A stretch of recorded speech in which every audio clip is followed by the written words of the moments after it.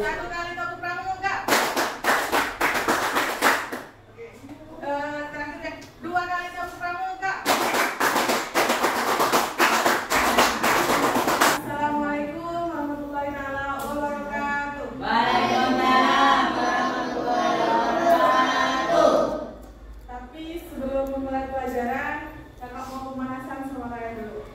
Sekarang kan pakai baju pramuka. Nah, kalian bisa tepuk pramuka nggak? Ada yang ingin tepuk pramuka? Coba. Satu kali tepuk pramuka. Satu kali tepuk pramuka. Loh, kalian tahu tepuk pramuka nggak? Nah, kayak gini. Satu kali tepuk pramuka. Oke. Terakhir deh. Dua kali tepuk pramuka.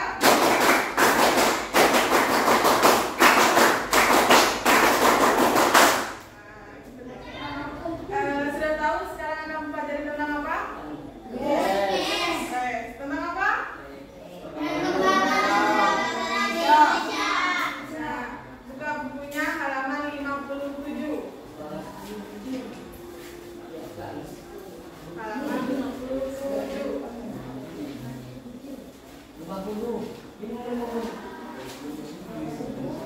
Sudah? Nah, kita akan belajar tentang bab 3.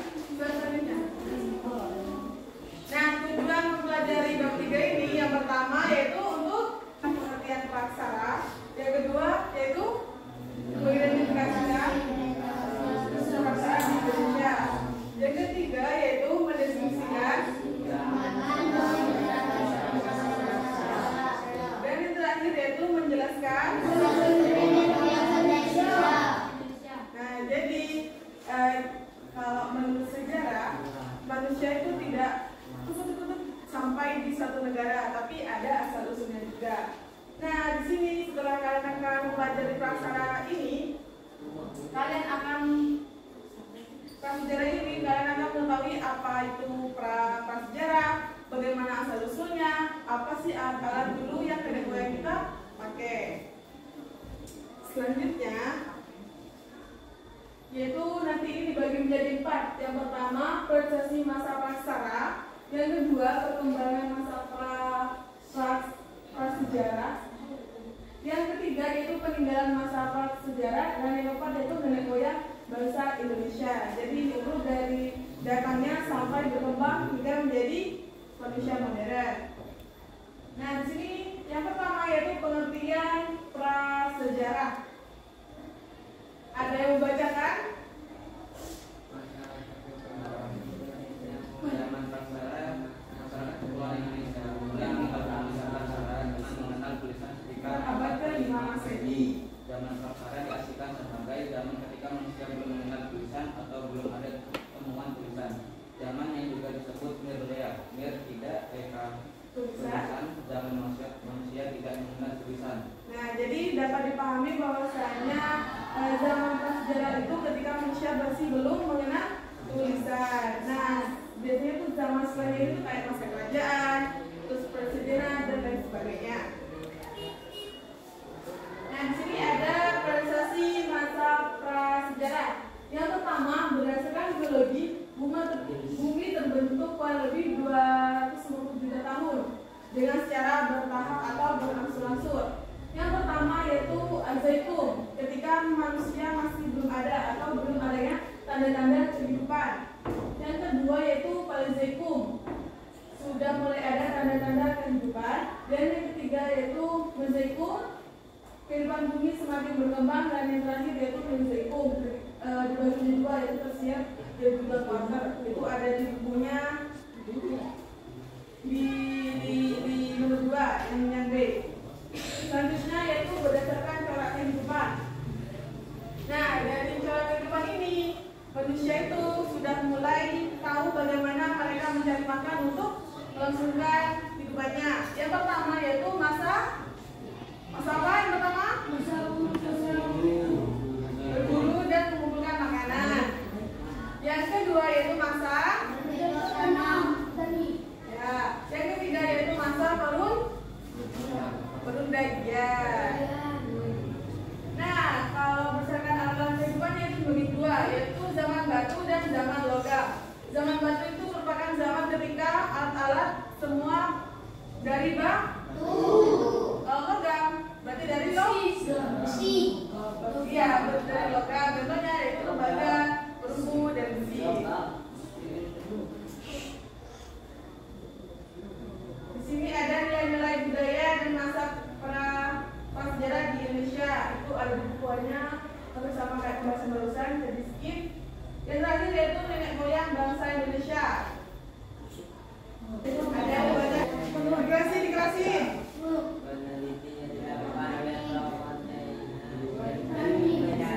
Nenek moyang Indonesia berasal dari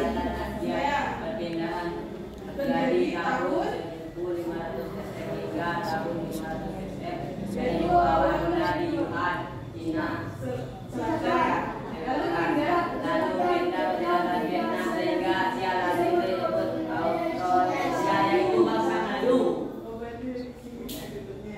Selanjutnya yaitu bangsa Melayu Asia di Indonesia. Ada berapa? Ada dua.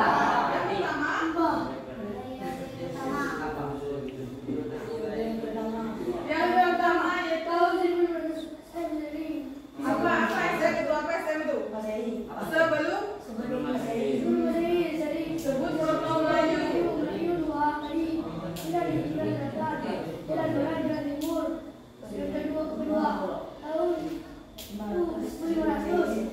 Masehi. Coba lihat bukunya. Jalan barat itu lewat mana? Jalan timur itu lewat mana? Yang jalur barat. Kalau jalur timur dari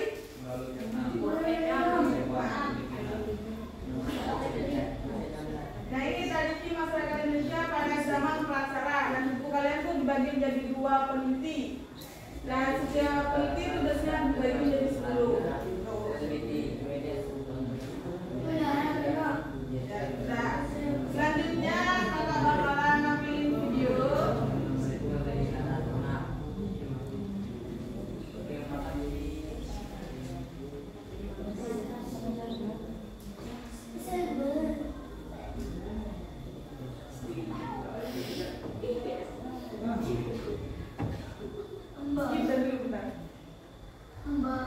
Sebagai peralatan buat menjaga hidupnya. Batu ini tuh bisa kita dapetin di alam. Dibentuk sesuai keperluan, terus dipakai deh. Masa-masa di mana manusia belum kenal tulisan disebut juga dengan masa praaksara atau masa nirleka atau masa prasejarah. Kenapa ya? Apa tadi yang disebut dengan masa prasejarah? Masa di mana ketika manusia tidak mengenal. Lanjut. Pas manusia belum kenal tulisan disebutnya masa prasejarah atau masa sebelum sejarah. Emangnya sejarahnya belum dimulai? Kalau gitu, kapan dong dimulainya sejarah? Penasaran? Penasaran? Ayo deh kita bahas.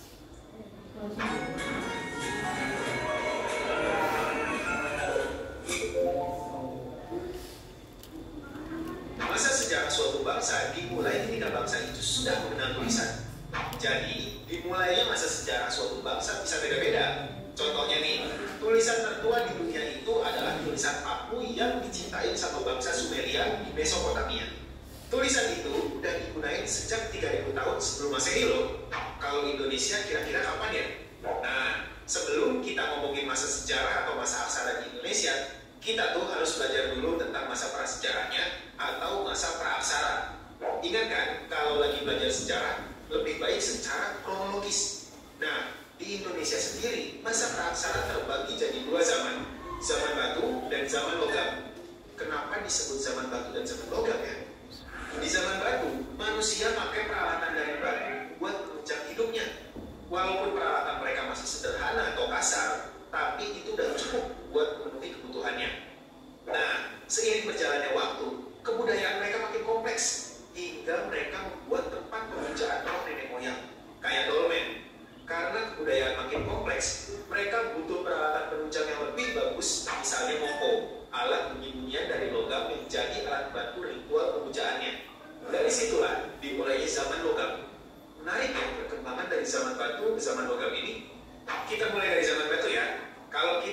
secara kronologis, zaman batu bisa kita bagi ke 4 zaman. Zaman Paleolitikum, zaman Mesolitikum, Neolitikum, dan Megalitikum.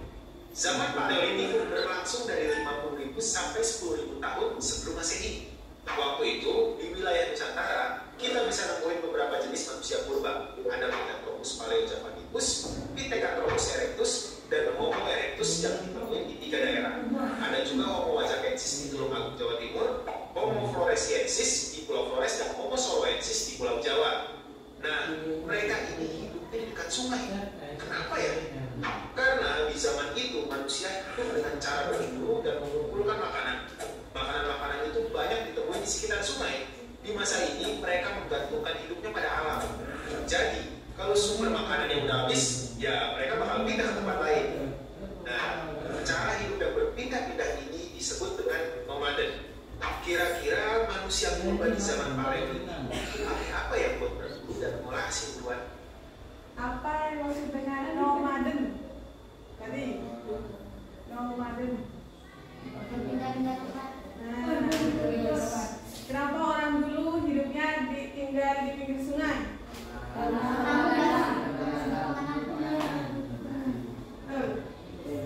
Lalu terakhir, kenapa dari zaman batu pindah ke zaman logam? Kenapa? Karena kebutuhan manusia semakin ya boleh lah, semakin kompleks. Jadi kebutuhannya semakin banyak. Tentu aja mereka nggak berburu dengan tangan kosong. Mereka pakai peralatan yang terbuat dari batu. Contohnya kapak dan alat-alat serpi. Selain itu, mereka juga pakai alat-alat dari tulang. Peralatan yang dipakai waktu itu masih sederhana banget. Karena waktu itu manusia purba belum nemuin cara untuk bikin peralatan yang lebih canggih. Tapi peralatan sederhana kayak gitu tuh udah cukup banget buat manusia purba bertahan hidup di masa itu. Mereka berburu dengan kapak tegap, kapak pendek, dan kapak perimbas. Pas hewan buruan udah kelihatan, manusia purba bakal melemparin kapak ke arah hewan buruannya. Setelah hewan buruannya jatuh, mereka bakal buru-buru nyamperin hewannya dan pastiin hewan itu udah mati pakai pisau yang terbuat dari tulang. Sehabis berburu, hasil buruannya bakal dikulitin pakai alat serpi atau flakes. Nah, karena di zaman Paleolitikum itu belum ditemuin api, jadi mereka makan langsung hasil buruannya. Ya, semacam dijadiin sashimi gitu. Ternyata bukan cuma Pithecanthropus paleojavanicus, Pithecanthropus erectus, Homo wajakensis, dan Homo soloensis aja yang hidup di sepanjang zaman Pramasara loh. Di zaman Mesolitikum yang terjadi sekitar 10.000 tahun sebelum Masehi, wilayah Nusantara kedatangan ras baru. Ada ras Austronelandisoid dan ras Mongoloid yang datang dari Asia Tenggara. Terus, apa yang terjadi sama manusia purba sebelumnya ya? Nah, hipotesis atau pendapat paling populer bilang kalau Meganthropus paleojavanicus, Pithecanthropus erectus, Homo wajakensis, dan Homo soloensis udah punah atau sedang mengalami kepunahan pas ras pendatang tiba. Mereka tuh punah karena keterbatasan kemampuan otak mereka. Akibatnya, mereka jadi nggak bisa beradaptasi atau menyesuaikan diri dengan keadaan alam yang makin berkembang. Makanya nih, kita harus selalu mengasah otak biar kita nggak ketinggalan zaman ya. Ada juga hipotesis yang bilang kalau sebenarnya manusia purba ini nggak punah. Mereka melebur lewat proses kawin-mawin dengan ras pendatang. Hasilnya jadilah manusia Indonesia yang sekarang. Terlepas dari dua hipotesis itu, di zaman Mesolitikum, ras Austromelanesoid dan ras Mongoloid lah yang menguasai daratan Nusantara. Ras-ras ini termasuk ke dalam jenis manusia modern atau Homo sapiens. Karena dihuni sama ras pendatang, maka kebudayaan Mesolitikum juga bercorak asing. Corak asing ini dapat pengaruh dari wilayah-wilayah di Asia Tenggara, khususnya kebudayaan bangsa Hoabing di daerah Tonkin, Vietnam. Manusia di zaman Mesolitikum masih hidup dengan cara berburu dan mengumpulkan makanan. Tapi caranya sedikit beda dari zaman sebelumnya. Di zaman ini, manusia purba udah hidup semi menetap di gua-gua dekat sungai. Makanya manusia di zaman ini banyak tinggalin geotermodingan. Geotermodingan itu adalah sampah dapur dari kulit-kulit kerang. Manusia di zaman ini tuh hidup di Abrissolocene, gua yang berbentuk ceruk di batu karang. Karena mulai menetap, mulai juga dikenal pembagian kerja. Laki-laki bertugas buat berburu dan perempuan bertugas sebagai ibu rumah tangga. Laki-laki bakal berburu dengan alat-alat yang lebih canggih dari zaman sebelumnya. Ada alat serpi bilah yang berkembang di Indonesia Indonesia bagian timur, ada alat tulang yang banyak ditemui di Jawa Timur. Dan ada juga kapak genggam Sumatera yang berasal dari tradisi di Asia Tenggara. Karena laki-lakinya berburu, perempuan menetap di gua bersama anak-anaknya. Tugas utama mereka itu adalah mengasuh anak-anaknya dan juga memasak. Kegiatan yang baru di zaman ini. Ibu-ibu bisa masak karena di zaman Mesolitikum, api pertama kali ditemukan. Mereka tuh gesek-gesekin batu sampai akhirnya keluar api. Bukan karena petir kayak di SpongeBob ya.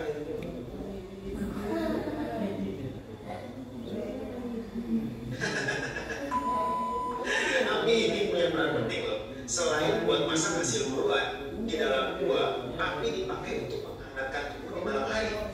Api juga berfungsi untuk menghalau binatang buas yang hampir ribuannya. Menjelang akhir masa Mesolitikum, manusia udah kenal dengan cara bercocok tanam yang sederhana. Cara bercocok tanamnya belum menetap, karena mereka masih pindah-pindah sesuai dengan tingkat kesuburan tanah. Kalau udah memutusin buat bercocok tanam, hutan yang bakal mereka jadi tanam pertanian dibakar dan dibersihin. Teknik ini dinamai slash and burn. Nah, kalau udah bersih, mereka bakal nanam umbi-umbian kayak keladi dan jagung.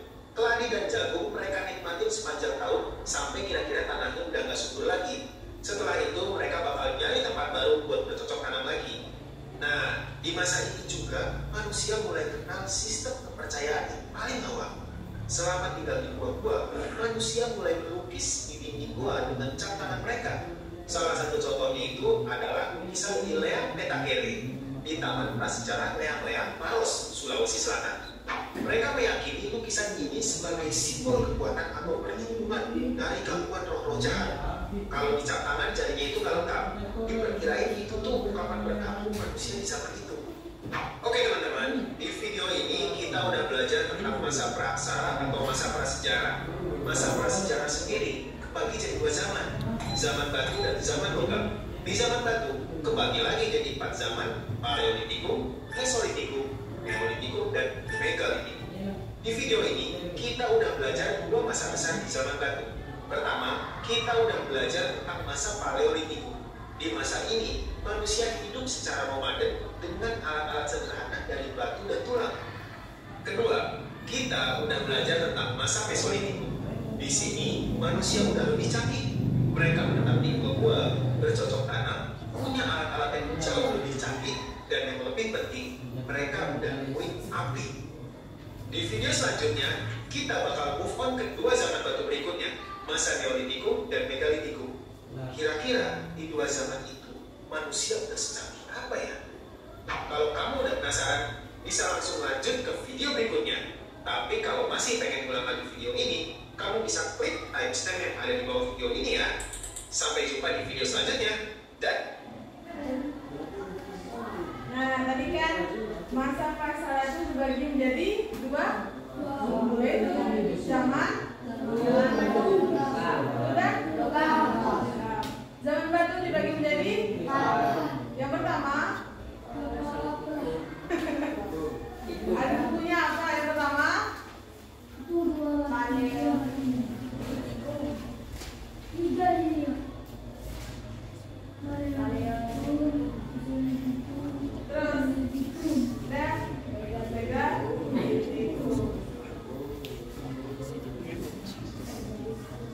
Oh ya, setelah mendengarkan penjelasan kakak, terus juga melihat video ini, selanjutnya mengisi uraian. Tapi sebelum itu, kakak mau kalian tepuk pramuka 2 kali.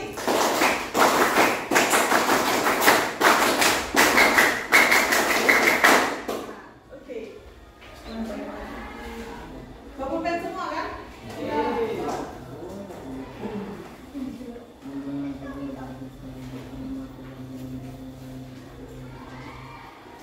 Masuk nggak ya tadi ya pelajarannya ya?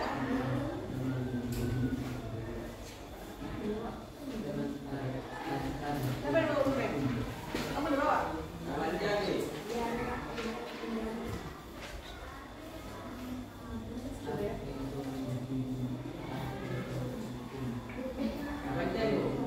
Kenapa? Dia nama jangan masuk mesin.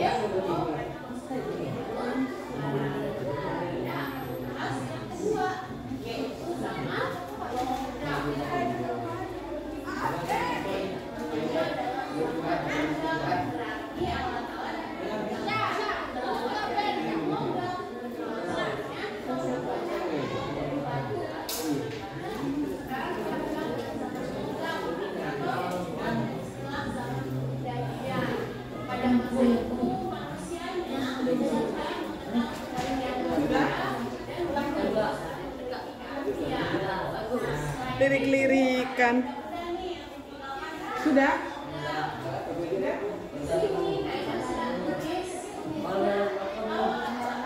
Intinya aja dulu semua. Kamunya bisa kamunya.